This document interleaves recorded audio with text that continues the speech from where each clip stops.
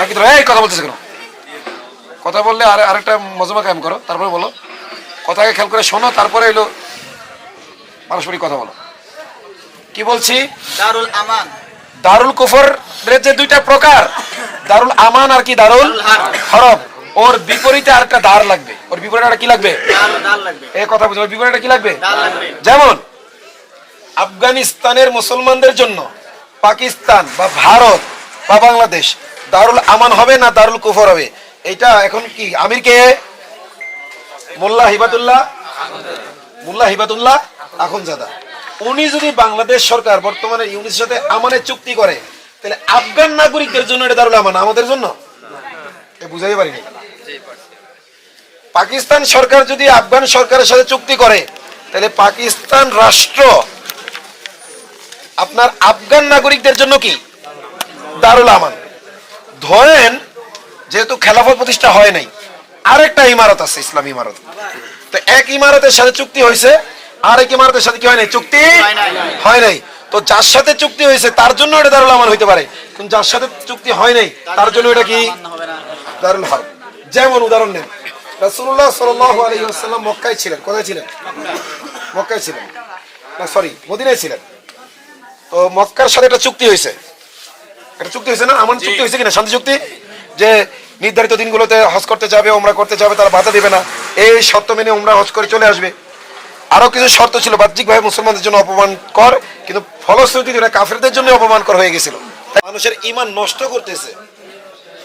জিহাদের আলোচনাটাও করি দাওয়াত হিসেবে, যে মানুষ কি করে কি জিহাদের বিরুদ্ধে গিয়া বা সঠিক জিহাদকে অস্বীকার করে মানুষ কি হয়ে যাচ্ছে? কাফের হয়ে যাচ্ছে। ওই প্রয়োজনে জিহাদের আলোচনা করতে হয়, শুধু জিহাদের না। পর্দার ব্যাপারে কথা বলি না আমরা? একটা হলো পর্দা করা ওয়াজিব, ফরজ, এবং না করা কি কবিরা গুনাহ। কিন্তু এর প্রয়োজনীয়তা যদি কেউ অস্বীকার করে তাহলে সে কি কাফের। তো আলামী সাকিব আজকে ওই কথাগুলোই বলতেছিল, যে একটা হলো যে কবিরা গুনাহ করা, আর এমন ভাবে করার ধরনে যেন মনে হয় কি তার ভিতরে কোনো অনুতপ্ততা, কোনো অনুশোচনা কিছুই কি নাই, পুরো নফস আম্মারা হয়ে গেছে। কি হয়ে গেছে? আম্মারা হয়ে গেছে। তো এই জন্য এই নফসে আম্মারার গোলামদেরকে ফিরিয়ে আনার জন্য কি দিতে হবে? আমাদের এক নম্বর কাজ কি? দাওয়াত, দাওয়াত এবং দাওয়াত। বলেন আমাদের কাজ কি? আমাদের কাজ কি? দাওয়াত, দাওয়াত এবং দাওয়াত, এটাই হলো আমাদের কাজ এখন। ঠিক আছে?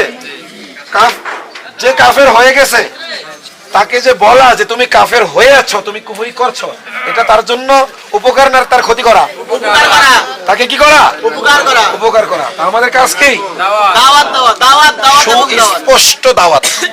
সুস্পষ্ট কি দাওয়াত। এখন শোনেন, বাংলাদেশ তো দারুল ইসলাম না, কোরআন হাদিস দিয়ে চলে না, তাহলে এটা কি দারুল কুফর? দারুল কুফর। কি বলছি সবাই বলেন কি? দারুল কুফর। এখন দারুল কুফর মানে যেখানে কুফরের শাসন চলে। এরপরে দারুল কুফরের দুইটা ভাগ আছে, দারুল আমান আর একটা দারুল হারব। কি বলছি? দারুল আমান আর দারুল হারব। দারুল কুফর কয় প্রকার? দুই প্রকার। এক নম্বর দারুল আমান, দারুল আমান। দুই নম্বর দারুল হারব, দারুল হারব। এই প্রকার হিসেবে বাংলাদেশে কোন প্রকারে যাবে বলেন? দারুল কুফর তো মূল হুকুম। এবার দারুল কুফরের বিধান কয়টা? দুইটা, দারুল হারব, দারুল আমান। এই হিসেবে বাংলাদেশ কি দারুল আমান। কার সাথে আমাদের চুক্তি হয়েছে? কার সাথে আমাদের চুক্তি হয়েছে? দারুল আমান যারা বলছেন, কার সাথে হয়েছে আমাদের চুক্তি?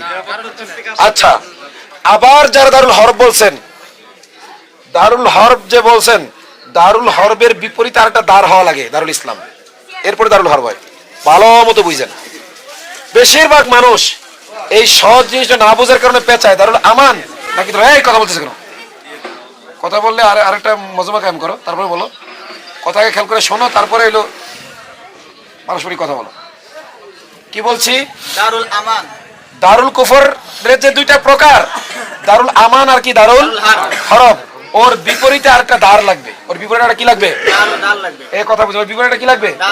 যেমন আফগানিস্তানের মুসলমানদের জন্য পাকিস্তান বা ভারত বা বাংলাদেশ দারুল আমান হবে না দারুল কুফর হবে? এটা এখন কি আমির কে? মোল্লা হিবাতুল্লাহ আখুনজাদা। উনি যদি বাংলাদেশ সরকার বর্তমানে ইউনিসের সাথে আমানের চুক্তি করে, তাহলে আফগান নাগরিকদের জন্য এটা দারুল আমান, আমাদের জন্য বুঝাই পারিনি। পাকিস্তান সরকার যদি আফগান সরকারের সাথে চুক্তি করে, তাহলে পাকিস্তান রাষ্ট্র আপনার আফগান নাগরিকদের জন্য কি দারুল আমান। ধরেন যেহেতু খেলাফত প্রতিষ্ঠা হয় নাই, আরেকটা ইমারত আছে, ইসলামী ইমারত। তো এক ইমারতের সাথে চুক্তি হয়েছে, আরেক ইমারতের সাথে কি হয় নাই? চুক্তি হয় নাই। তো যার সাথে চুক্তি হয়েছে তার জন্য এটা দারুল আমান হইতে পারে, কিন্তু যার সাথে চুক্তি হয় নাই তার জন্য এটা কি দারুল হারব। যেমন উদাহরণ নেন, রাসূলুল্লাহ সাল্লাল্লাহু আলাইহি ওয়াসাল্লাম মক্কায় ছিলেন। কোথায় ছিলেন? মক্কায় ছিলেন না, সরি, মদিনায় ছিলেন। তো মক্কার সাথে একটা চুক্তি হয়েছে, একটা চুক্তি হয়েছে না? আমান চুক্তি হয়েছে কিনা? শান্তি চুক্তি, যে নির্ধারিত দিনগুলোতে হজ করতে যাবে, ওমরা করতে যাবে, তারা বাধা দিবে না, এই শর্ত মেনে ওমরা হজ করে চলে আসবে। আরো কিছু শর্ত ছিল, বাহ্যিকভাবে মুসলমানদের জন্য অপমান কর, কিন্তু ফলশ্রুতিতে কাফেরদের জন্য অপমান কর হয়ে গেছিল, তাই না? সেটা প্রেক্ষাপট কি ছিল? আবু বসির রাদিয়াল্লাহু আনহু তিনি মদিনার নাগরিক ছিলেন কি? নাগরিক ছিলেন না। রাসূলের যে রাষ্ট্র, এটাকে আপনি ইমারত বলবেন না খেলাফত বলবেন? কোনটা বলবেন? আপনি যেটাই নাম দেন, এই পরিভাষাগুলো পরে আসছে। এই পরিভাষাগুলো কি পরে আসছে? রাসূল আমির কিনা? ইসলামী রাষ্ট্রনায়ক কিনা? বাংলায় বলেন, ইসলামী রাষ্ট্রনায়ক কিনা? আচ্ছা, আবু বসির রাদিয়াল্লাহু আনহু রাসূলকে নবী মানেন কিনা? কিন্তু রাজনৈতিক চুক্তির মধ্যে আবু বসির কি আছেন কিনা? যেহেতু আবু বসির মদিনার রাষ্ট্রের নাগরিকত্ব পান নাই, রাসূল তাকে নাগরিকত্ব দিতে পারেন নাই পূর্ব চুক্তি কুরাইশদের সাথে থাকার কারণে আবু বসিরকে নাগরিকত্ব দিতে পারেন নাই। এজন্য মদিনার নাগরিকদের জন্য ওই সময় তৎকালীন মক্কা দারুল আমান হইলেও আবু বসিরের জন্য কি হয় নাই? দারুল হরব বের হয়েছে, দারুল হরব। এই জন্য পরিষ্কার ব্যাপার হইল, দারুল আমান হইতে গেলে রাষ্ট্রনায়ক লাগে যার সাথে চুক্তি হবে। এই কথা বুঝছেন? দারুল আমান হইতে গেলে কি লাগে? চুক্তি লাগে। এমন রাষ্ট্রনায়কের সাথে চুক্তি হইতে হবে, যেই রাষ্ট্রনায়কের উপর আমরা হাতে বায়াত হইছি। আমরা তৌহিদি জনতা কোন রাষ্ট্রনায়কের হাতে কি হইছি? বায়াত হইছি না? বায়াত হইছি না? হয় নাই। যদি হইতাম তাহলে তার নেতা যেহেতু রাষ্ট্রের সাথে একটা শান্তি চুক্তি করছে, এই জন্য এটা কি হইতো? এবং দারুল আমান হইতে গেলে এর বিপরীতে একটা দেশ লাগে। ব্যক্তির সাথে দারুল কুফর বা দারুল আমানের সম্পর্ক না, একটা দ্বারের সাথে আর একটা দ্বারের সাথে।